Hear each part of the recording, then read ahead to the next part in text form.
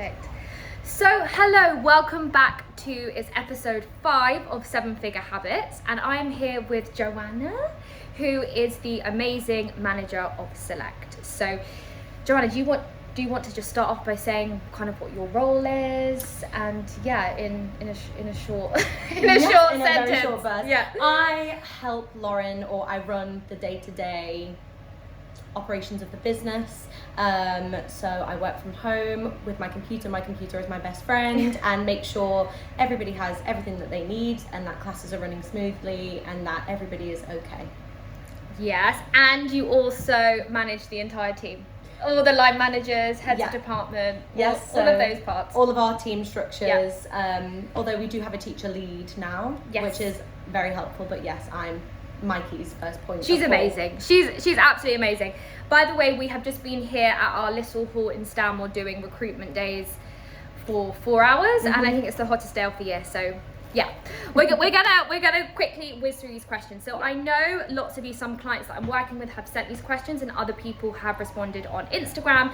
Questions that you would like me to ask Joanna about running a team, maybe some questions that you may be a bit nervous to ask your own team members. So I'm going to ask Joanna, and Joanna's going to be as open and honest, and you can say whatever you want about me as well. So the first question we have is, I think this is one of the clients that I'm working with, is what element do you find the most challenging in your role?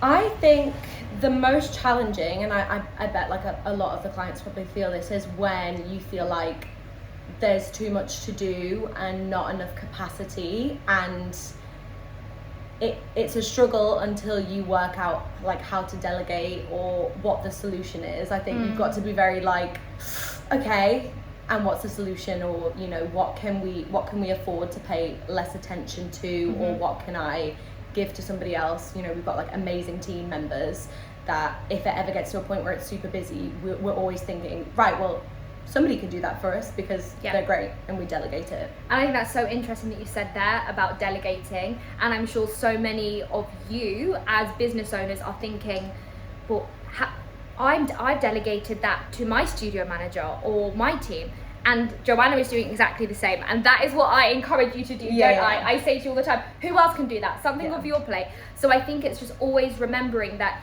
each kind of stage and each role is never going to be constantly always the same. You have to amend things, you have to change things, and also trust and delegate.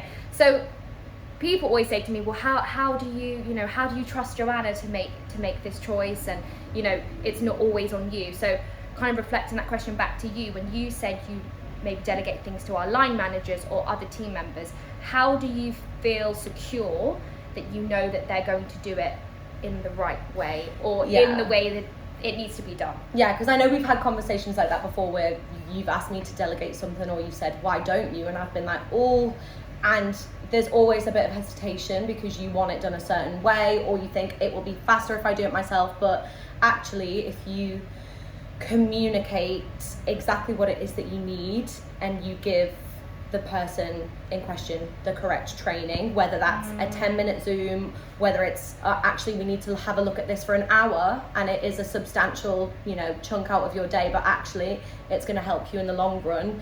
That communication and that training is what they need to feel comfortable and also like supported in this additional task that you're going to give them. And we can trust our team members to be great teachers or great leaders, but sometimes the task that we give them, like, we don't know exactly how it's going to turn out. But you just have to let go, and just you have to let go. You go. You just have to know that you've communicated exactly what it is that you need, and trust them to do that. So I think it's communication. It's communication and training, and I think we as business owners, we can't be upset or frustrated, or I can't be upset or frustrated with Joanna not doing something as I want if I haven't trained you. And personally, you can be honest now. When you stepped into the role of studio manager, which was school manager, in March, did you feel supported from me in terms of how you learnt things, how I kind of showed you how I wanted things to be. Is there things that I can improve on as well? I can see your face, to be honest. I think because we already had that sort of working relationship, I didn't go from being a teacher straight into full management. I was assistant manager. So just having that relationship where I communicated to you, and I suppose that's not brave of me, but you know, to say as an employee, listen, this is my capacity, or I need help with this. So that was on me to communicate that to Lauren, and also for you to take that like in the gracious way that you did, which is, yes, okay, what do you need? And yeah, I think, does that answer the question? Yeah, like, I think we were just really open and honest with each other about what it is that needed to be done, and like feasibly what could be done. And yeah, I think if I ever needed clarification, like I'm quite good at asking for that. So if there's somebody in your team that maybe isn't as forthcoming, isn't as, you know, willing to ask for help, you need to be the person to say, and anything that you need, like, I'm here. Yeah. Like, no question is a silly question. It's cliche, but No, absolutely. So next question, how long did it take you to fully understand and feel confident with your new role and processes? But it could just be the role. You want to answer that first? I think the role in terms of, I suppose, like leading operations and like leading the team, I feel like I'm sort of natural in that anyway. So like she's a natural leader. She is. I like to think so. So I am really comfortable with that part of the job. In terms of the processes, like it's a process. Different parts of our year look different depending on like what we need. Are we booking exams? Are we running a show? What is it that we need? So, you know, this is my first September in the role. I'm gonna learn things in September that I'm gonna face things that I haven't faced before. So I think individually, you know, it's a process as things have come to me.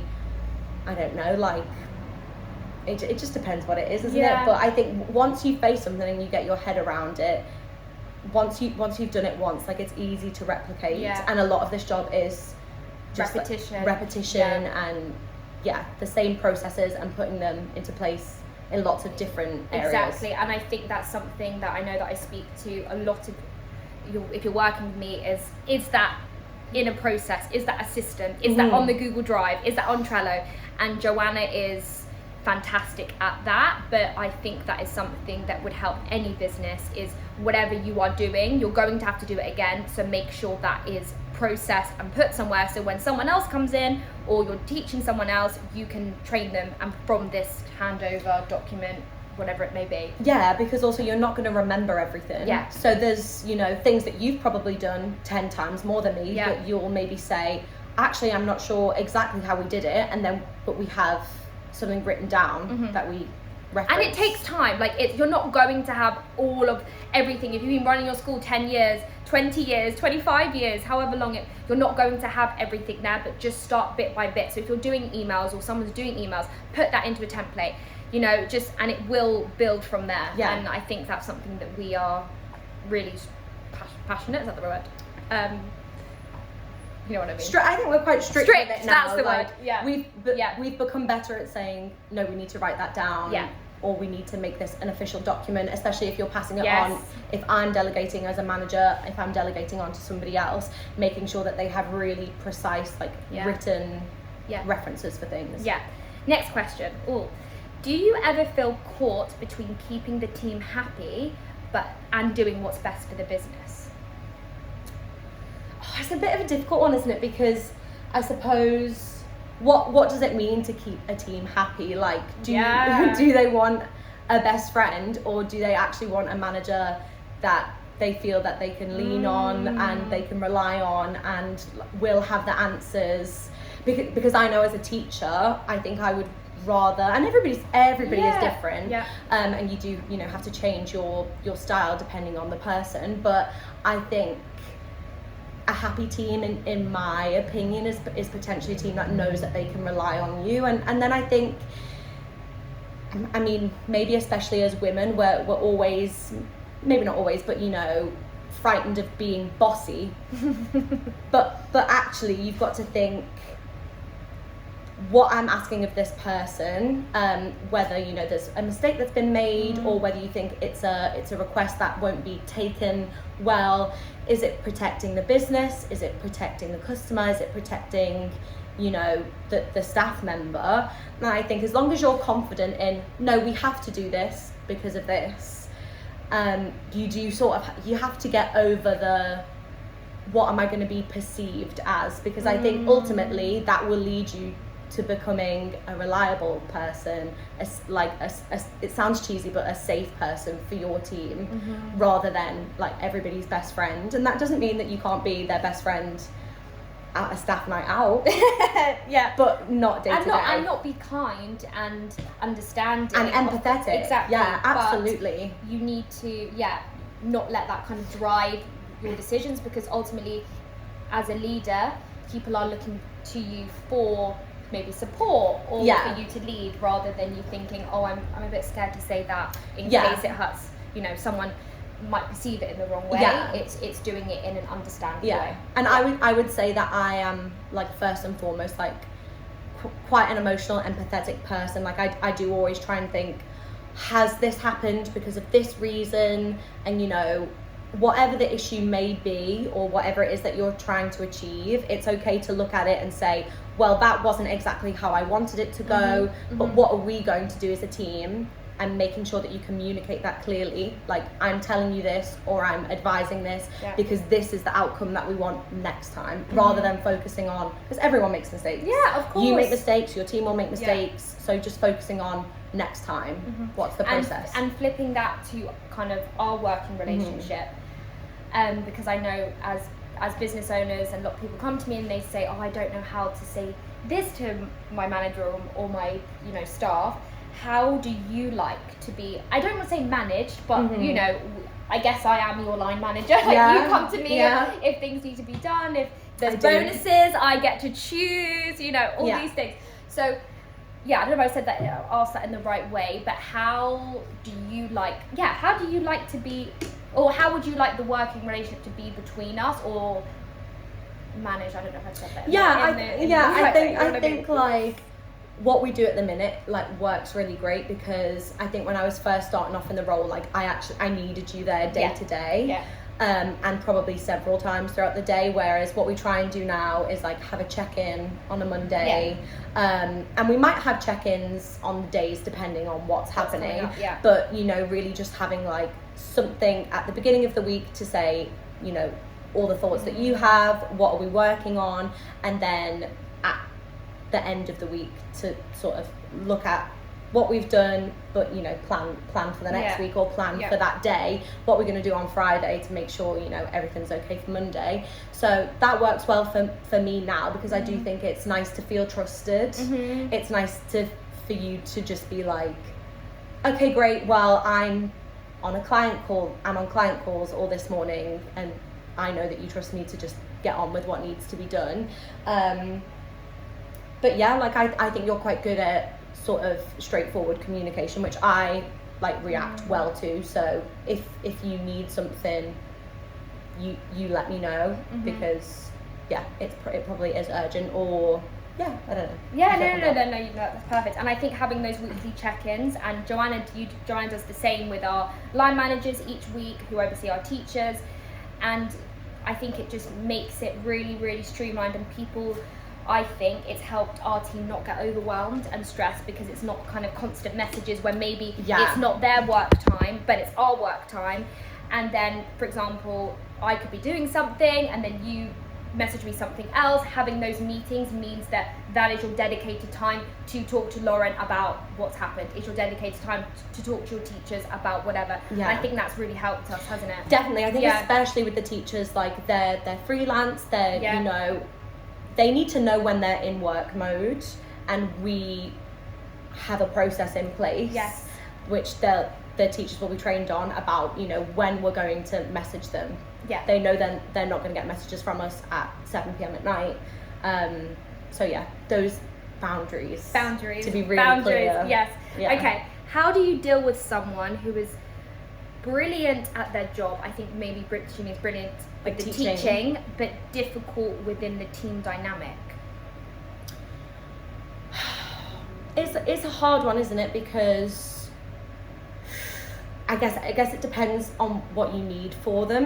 If somebody, and I guess we've experienced this maybe where we've thought somebody is a really, really great teacher, and you want to reward somebody for that, like you want to pay them, you would love to bring them on board in a bigger capacity, but actually if they're not suitable for the needs of your business, then you have to do what's right by the business, and also by doing that you're doing right by them, because you don't want to bring in somebody who maybe isn't a great team leader, or doesn't communicate in the healthiest way, and then give them a role that heavily involves that. You want to put them where they can shine, and I suppose if that person is already in that role, and they've been given a bit more responsibility, but maybe it's not working, like you just have to have a process in place for that. So you have a meeting, you document it, let them have another member of staff there, and try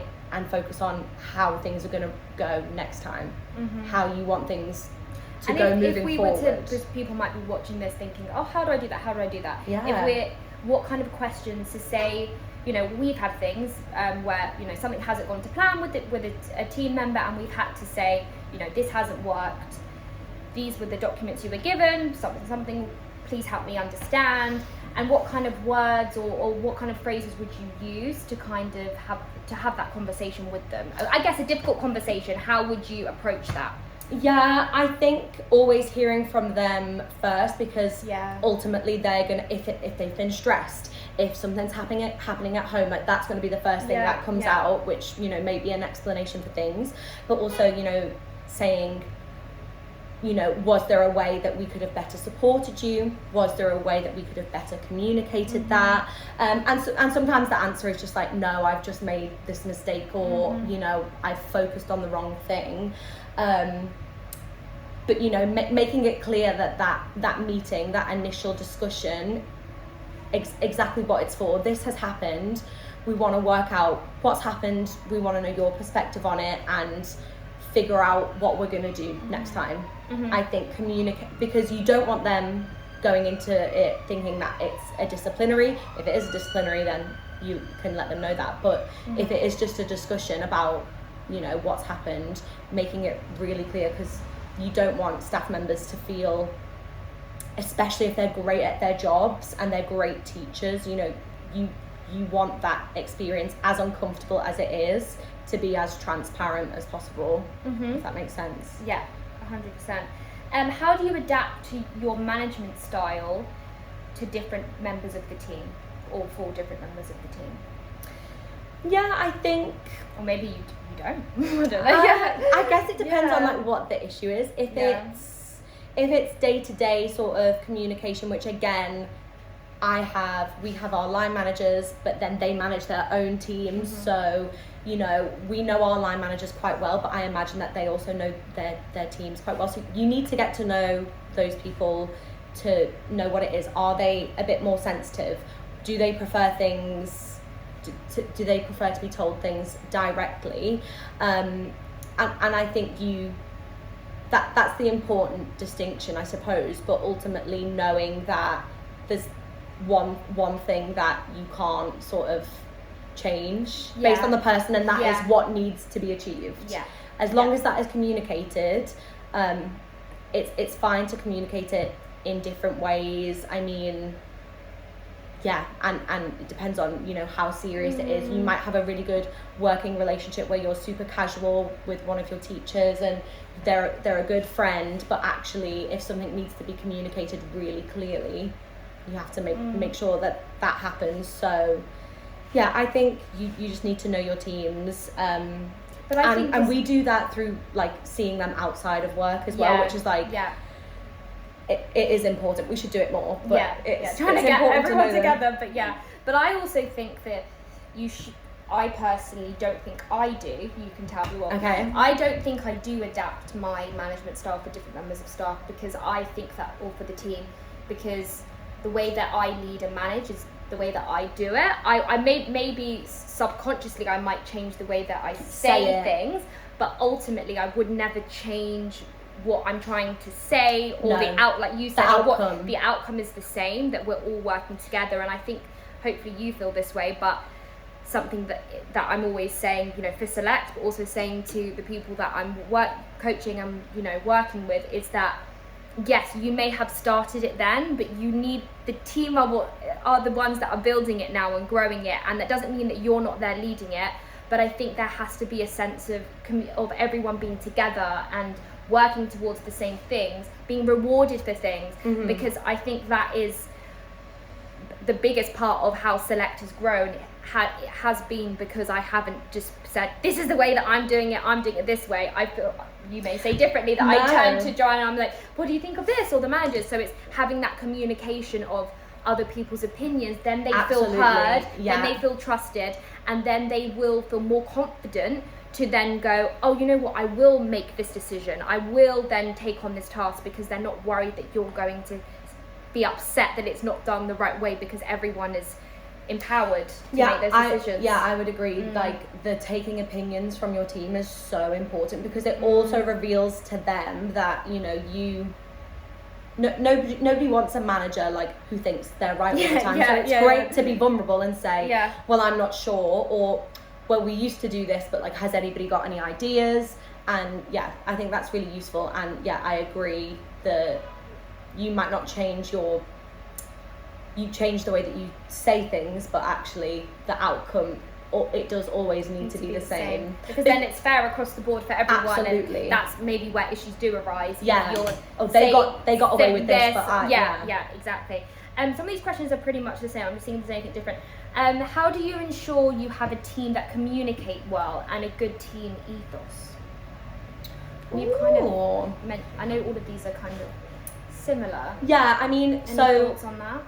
With our communication, obviously we've like put processes in place, so teachers know when we'll be communicating things like within operating working hours.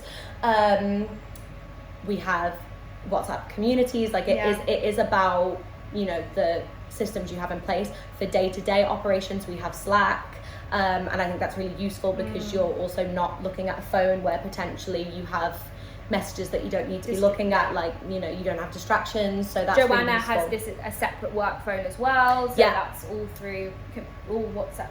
The Select community on WhatsApp is all through work phones. So I can switch off, and then I don't know, like creating an ethos. I think we do that in our training, like we say what we're all about, and I think we've had feedback from parents which you know, where they've said, oh, you know, we loved Lauren and Lauren used to teach, but actually, you know, Lauren has just hired people exactly, they have said that, like, exactly like her. And what I think they mean is they aren't exactly like but